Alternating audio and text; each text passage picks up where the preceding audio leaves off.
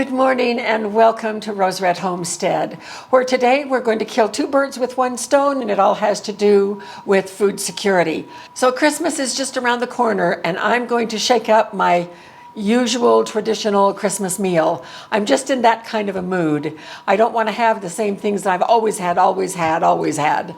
And so I'm going to do a couple of things. Notice I'm not departing too much from the tradition, but I am going to change up the potatoes for Christmas dinner. So one of the birds we're going to kill this morning is I'm going to be practicing what I'm going to do for Christmas dinner. The second bird we're going to kill this morning is that my practice potatoes today will go into the freezer and be part of our 60 days of meals plan for level one, for our level one food storage plan, food security plan. So we're doing Hasselback potatoes today, and this was a recipe that I found. Where did I find this? Bon appetit. And I'm going to put the link to the recipe in the description for the video so that you can have the full recipe. I'm changing it up just a little bit to get it ready to go into the freezer because I'm not going to plate it like I will on Christmas Day. But I will be telling you how that will look, and then you can look at the recipe and see the picture as well. So what are Hasselback potatoes? I have already completed this many potatoes, and Hasselback is to just slice them in little teeny tiny layers all the way along the long axis of the potato.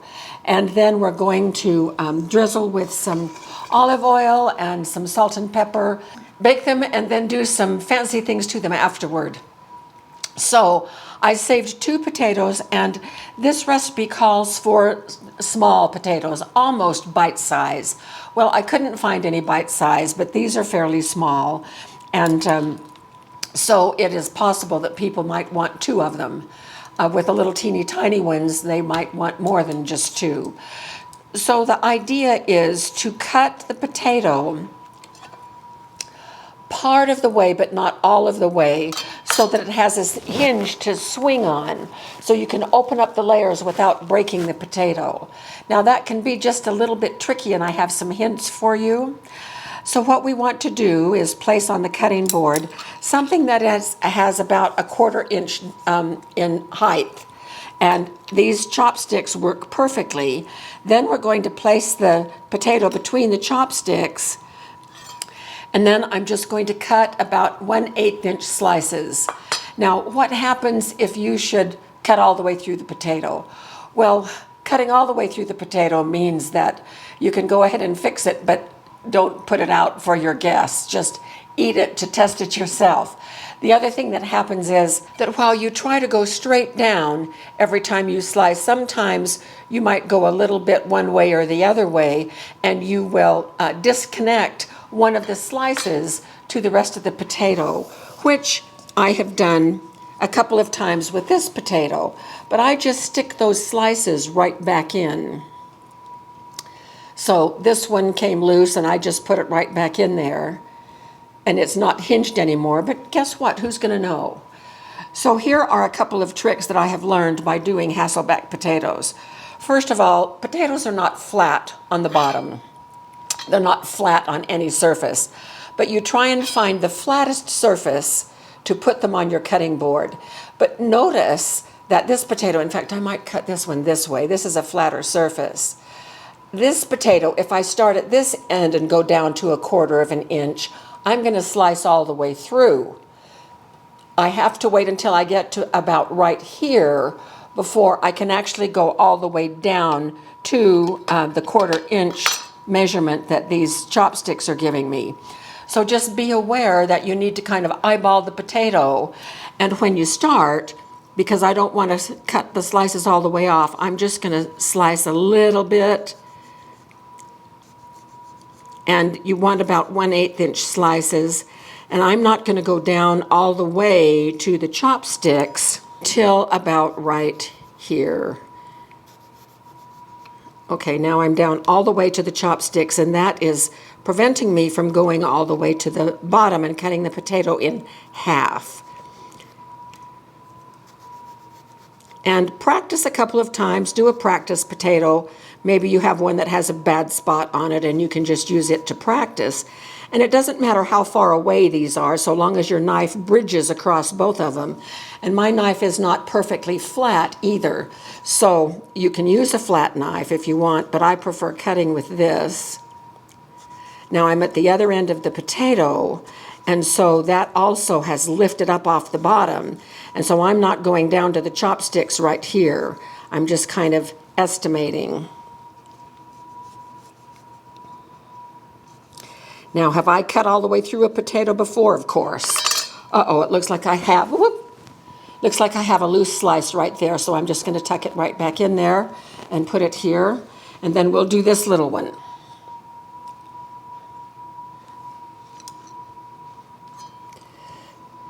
Again, not going to the bottom until I get over to where the potato is actually touching the bottom.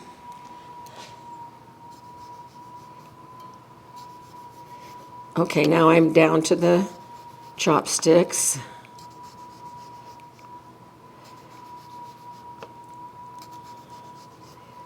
And keeping that knife perfectly up and down, perfectly perpendicular to the cutting surface, is the key to getting slices that don't separate from the rest of the potato. Okay, and so now we are done. There we go. That's it. All right, I'll get this out of the way. This is olive oil, and I'm just going to put probably about 3 tablespoons in here. You can see that I want quite a bit. The recipe calls for about 3 tablespoons.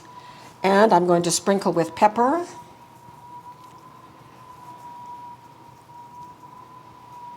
And recipe calls for this Diamond Crystal kosher salt. And if you've not ever worked with Diamond Crystal, it's a very light and airy salt. And you need to use more of it than traditional table salt. And it calls for a couple of tablespoons. And then we're just going to get in here with our hands and separate these potatoes as much as we can while making sure that they're coated with the salt and pepper as well. But we want to get a good deal of olive oil in these, hopefully down inside those little cracks. And then we're just going to put them right on this baking sheet.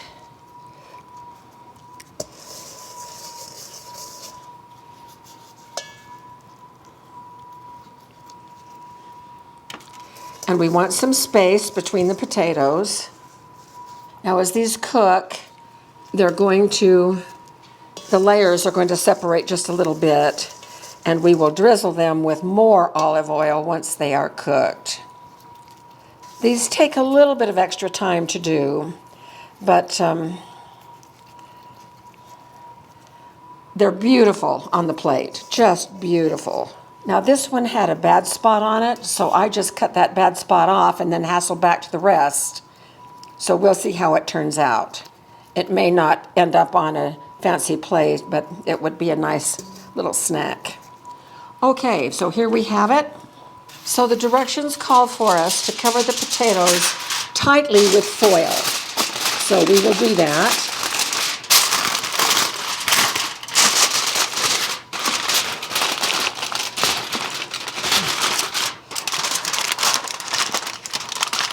And the oven is still preheating to 425. And once it preheats, we will put these in the oven for 20 to 25 minutes until they're just barely soft.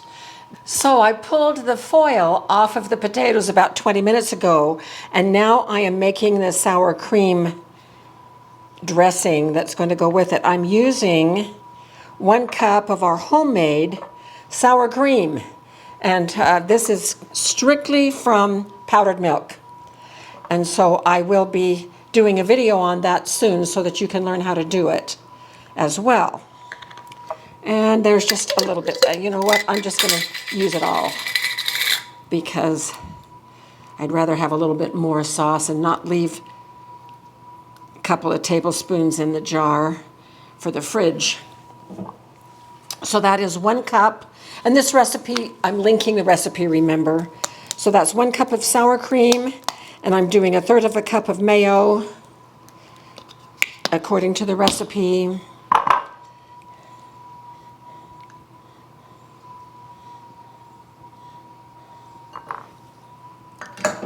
Then it calls for, I'm going to read this to you, 2 tablespoons of chives, which I have right here, along with a minced clove of garlic. In here, I have 2 teaspoons of onion powder and 3/4 of a teaspoon of the diamond crystal salt and about 1/2 teaspoon of pepper. That is going in. For the chives, now the garlic goes in, but for the chives, if I were not going to be freezing this, I would not mix the chives with the sour cream mixture. But I'm going to be freezing this, and so the chives were meant as a garnish to sprinkle over the dish when it's done.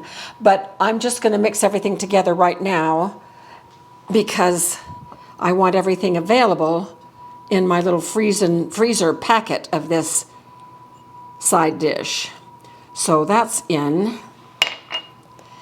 Then it calls for 1 teaspoon of fresh lemon juice. So I squeezed a lemon into this bowl. So here's 1 teaspoon of that lemon juice. I will put the rest of this lemon juice in a little baggie and freeze it, so I'll have that in the freezer. It calls for 2 teaspoons of Worcestershire sauce.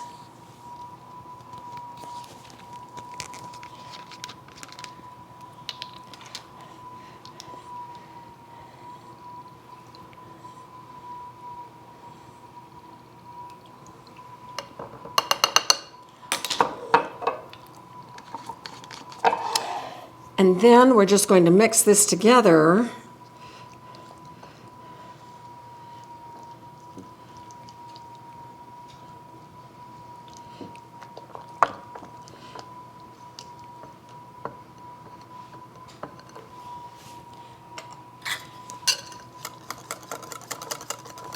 And if I were preparing my Christmas meal, then what I would do is take this sauce and layer it all over in this or whatever serving dish I'm going to use. And that's the foundation. Then the potatoes would go on the top of that creamy mix, this creamy mix, and then sprinkled with chives. So it's a beautiful presentation. And then when people would dip out a potato, they would get some of the cream mix right along with it. But what I'm going to do instead is to fill these little portion cups with this creamy mix so that when we pull the potatoes out of the freezer, we will also pull out one of these. I'll pull these out in advance. Well, I'll thaw everything together, and then each potato will have its little accompaniment right here.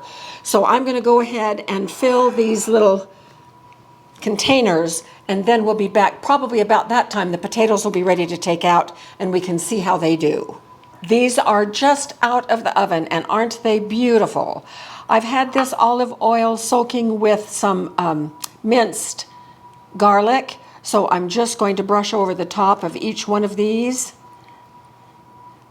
with this now garlic flavored oil.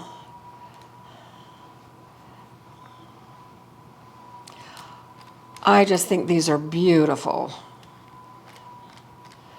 And it will be such a lovely change from the mashed potatoes and gravy that we usually have, which is a family favorite too. All right, now these are ready to cool. My only thoughts are, how do I package these? Do I package them individually with one of these little containers per baggie and freeze them that way, or do I put them all in a gallon and pull them out only as we need them? I'm going to be thinking about that as we let these cool. And we will come back when I have them packaged and ready to show you that they are now ready to go directly into the freezer and be ready for our 60 days of meal plan. So we will see you after these are cool. Well, I am really, really excited. I'm so pleased with how these turned out. Jim and I each ate one for a little lunch. And oh, that cream mixture is so good. Oh, it's just yummy as can be. And so as we were eating and talking about this, Jim figured out the best way to package. And so here's his suggestion. We're packaging it in serving sizes for us, with 2 potatoes and 2 packets of cream per bag. And so each one of these, one of them has 3 because they're so small. But these will be going out in the freezer, and I'm starting a new category, which is sides. And so we now have 5 packets of Hasselback potato sides. And this will just be so fun to get these out and thaw them and then eat them. This is going to be a beautiful side dish for Christmas dinner. And I can't wait. I hope my family is excited about it. They tasted so yummy. In the oven with the olive oil on them while they were baking, it made the bottoms and also the tops just as crispy as could be, and the insides were soft, and there was that, you could not taste the olive oil taste, but the oil was there and with the garlic in it. And then they would just look beautiful on a bed of that cream, and of that sour cream sprinkled with chives. So I can't wait, and hope you have enjoyed this. Hope you might try this for yourself, and I hope it just turns out fantastic for you. So thank you so much for being with us, and we will see you very soon for more videos.